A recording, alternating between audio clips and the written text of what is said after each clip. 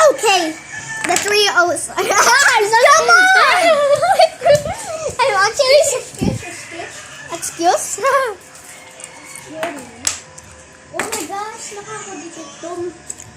Mag-mute yun eh. Akin yan eh. Ay, akin yan! Akin na, pero maka.